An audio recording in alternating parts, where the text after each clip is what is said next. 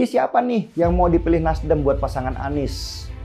Saya dengar lagi sih, Nasdem pengennya Anies pasangan dengan Khofifah, Gubernur Jatim. Kalau Anies bisa dipasangkan dengan Khofifah, maka gerakan cuci tangannya sebagai bapak politik identitas bisa teredam.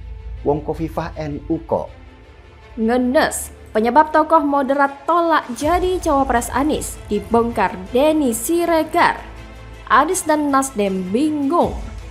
Ditulis oleh tim redaksi jurnal, dikutip dari berbagai sumber.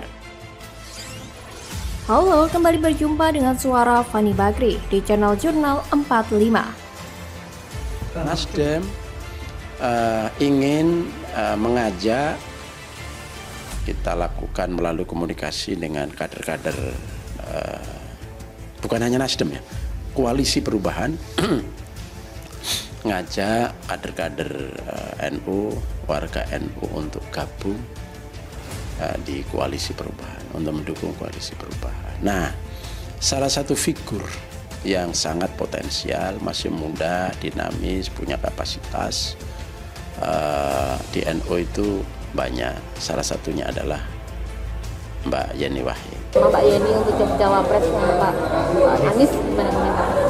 Jadi tanya aja sama yang ngajukan. Tapi siap nggak Mbak Yeni kalau misalkan di Anies siap nggak?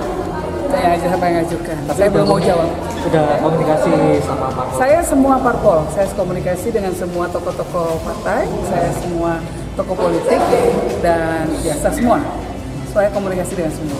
Dan kami belum memutuskan akan mendukung siapa. Berpikir secara realistis akan bergabung dengan siapapun yang menjamin kekuasaan politiknya lebih banyak. Yang kedua juga memungkinkan untuk memenangkan pertarungan politik. Karena pada akhirnya kan tujuannya menang ya. Tujuannya menang. Pahit bang berada di luar kekuasaan itu. Kering kerontang. Enggak ada resource politik dan ekonomi yang bisa dikapitalisasi. Itu yang sepertinya membuat Partai Demokrat harus realistis. Jangan pernah ketakutan kehilangan basis konstituen mereka. Sudah banyak fakta politik yang menjelaskan soal kawin silang antar partai yang saling berhadapan-hadapan dengan pemilu itu tidak pernah dihukum. Sekarang orang-orang yang didekati atau diajak untuk menjadi cawapres Anies Baswedan itu semua kompak untuk menolak, menghindar semuanya, kabur gitu. Pegiat media sosial Denny Siregar belak-belakan terkait sosok yang bakal menjadi pasangan Anies Baswedan pada Pilpres 2024 mendatang. Produser film Sayap-Sayap Patah itu menyebut belakangan ini mantan Gubernur DKI Jakarta itu santer dikabarkan akan dipasangkan dengan tokoh moderat. Namun hal tersebut menurut Denny dilakukan untuk menghapus jejak hitam yang telah digoreskan Anies sebelumnya, yakni jejak politik identitas.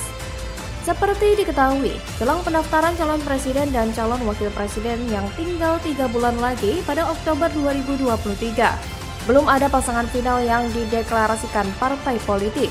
Anies dideklarasikan sebagai bakal capres Nasdem sejak 3 Oktober 2022. Selanjutnya, PKS dan Demokrat yang tergabung dalam Koalisi Perubahan untuk Persatuan bersama Nasdem ikut mendukung Anies. Namun, belum ada nama pasti yang akan mendampingi Anies di Pilpres 2024. Parpol di Koalisi Perubahan menawarkan nama berbeda-beda. Belum ada kesepakatan hingga saat ini di antara ketiganya. Demokrat menawarkan ketua umum mereka AHY sebagai bakal cawapres, sementara di kubu PKS sempat menawarkan nama mantan Gubernur Jawa Barat Ahmad Heriawan alias Aher. Adapun elit Partai Nasdem pernah menyebut nama Andika Perkasa hingga Khofifah Indar Parawansa. Belakangan muncul nama baru yang digadang-gadang akan menjadi pendamping Anies. Dia merupakan sosok anak dari Abdurrahman Wahid atau Gus Dur, Yeni Wahid. Hanya saja masih sebatas rumor. Tapi sayangnya dari beberapa tokoh moderat itu, menurut Denny Siregar, tak ada satupun tokoh yang mau menjadi cawapresnya Anies. Memang selama ini tudingan politik identitas selalu disematkan terhadap Anies Baswedan. Dari persoalan itulah, para tokoh moderat itu tak sudi untuk mendampingi Anies Baswedan. Dari awal jadi gubernur politik identitas sudah dia mainkan, dengan menyebut kata pribumi dalam pidato pertamanya. Dia juga rajin ikut segala kegiatan 212 dan menyangkut Palestina. Dia menerima para imam Palestina yang menjadi imam sholat tarawih di berbagai masjid Indonesia. Anies juga tetap memelihara kearapannya. Oleh sebab itu, wajar saja banyak tokoh moderat yang tak sudi menjadi wakilnya Anies.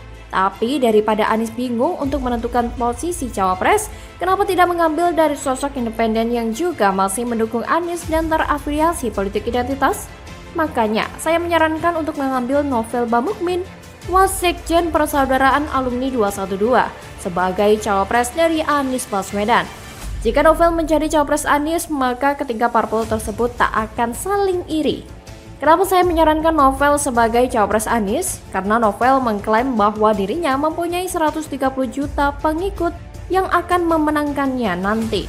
Sebagaimana kita ketahui bahwa pada 2021 silam, kadrun tersebut memang menyatakan siap untuk maju sebagai cawapres Anies. Novel mengaku terpanggil jiwanya untuk melakukan jihad konstitusi. Menurut pengakuan Novel, dirinya mau nyawapres tidak mulai dari nol, tapi sudah mendapat dukungan dari PA 212, FPI, AKTA, dan para jamaah yang mendengarkan ceramahnya. Tidak tanggung-tanggung, dalam rangka meyakinkan partai atau mau mengusungnya bersama Anies, Novel mengklaim didukung oleh 130 juta rakyat Indonesia. Jika DPT 2024 diperkirakan berjumlah 204 juta jiwa, maka sudah dipastikan Anies Novel akan mendapatkan suara sebesar 63,7%. Sudah lebih cukup untuk melanggang ke Istana Presiden dan Wakil Presiden. Jadi, daripada Anies bingung karena ditolak mentah-mentah oleh para tokoh moderat, maka Novel Bamukmin akan siap menjadi cawapres. Bagaimana? Cocok bukan? Waduh, wajah baru Rocky Gerung ungkap Anies Baswedan tidak pantas dipilih dalam Pilpres 2024, tamparan telak nih bos. Halo, selamat datang di channel Jurnal 45. Kan orang udah pikir kalau Anies jadi IKN akan dibatalkan, kereta cepat akan dibatalkan. Tapi sangat mungkin juga Anies bilang enggak, separuh-separuh. Nah di situ yang saya sebut tadi, Anies mau ngapain? Kalau separuh-separuh, mending kita dukung Pak Jokowi. Sekalian gitu ya? Sekalian aja kan. Itu jadi beban ini. Atau kasih Gibran aja kan.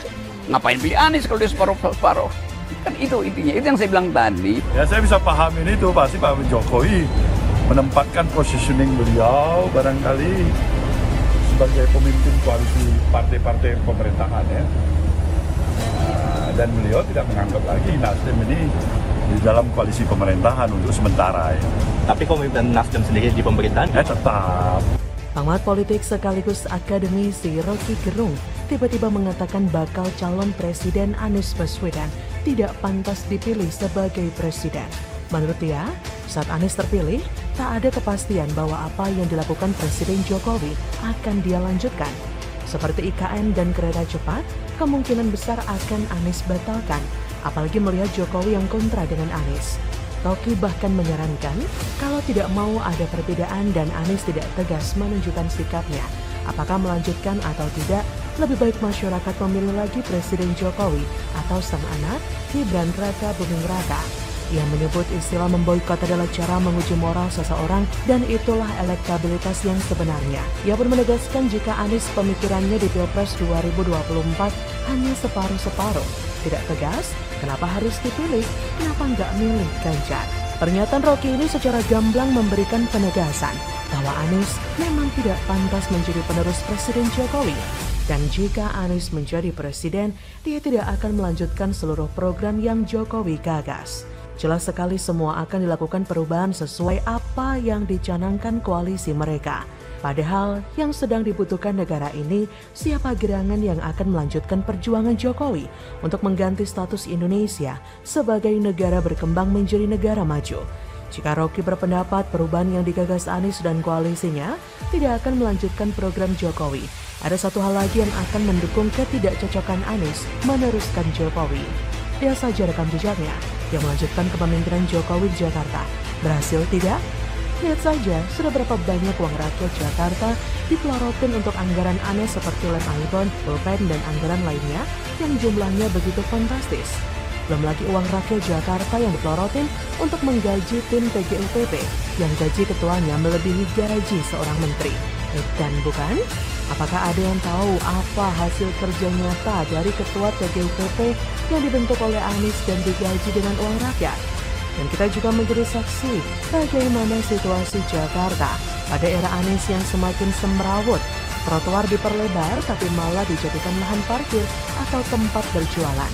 Warga Sunter yang waktu kampanye selalu yasinan untuk memenangkan Anies, tapi mereka malah merasa diperlakukan seperti hewan saat digusur seperti yang diberitakan. Belum lagi janji manis Anies tentang OKOJ yang katanya dimodalin punya bisnis, disediakan tempat usaha, dan dicarikan pembeli seperti spanduk mereka saat kampanye. Saat kampanye mengumbar kata-kata manis bahwa akan diberikan modal usaha, tapi setelah menjabat sebagai gubernur, Anies dengan mudahnya mengatakan bahwa memang tidak ada modal dalam program OKOJ. Jadi bisa dibayangkan berapa juta rakyat Jakarta yang sudah tertipu dengan rangkaian kata-kata manis tentang program OKOJ saat kampanye dalam Pilkada Jakarta dulu. Dari kasus ini kita sebenarnya sudah bisa menilai sendiri bahwa ada yang menghalalkan segala cara demi meraih kekuasaan. Sebenarnya bukan hanya dari kualitas kinerja atau antitesa Jokowi, kemungkinan besar Anies tidak akan menjadi capres itu semakin nyata karena elektabilitas Anies di beberapa survei semakin anjlok. Bahkan di survei terbaru dari lembaga survei, raihan suara mayoritas masuk pada Ganjar dan Prabowo, sedangkan Anies kalah telak. So bisa dipastikan Indonesia bukan hanya akan bernasib sama dengan Jakarta selama 5 tahun terakhir ini jika Anies yang menjadi presiden, tapi juga akan gagal sebagai capres. Bagaimana menurut Anda?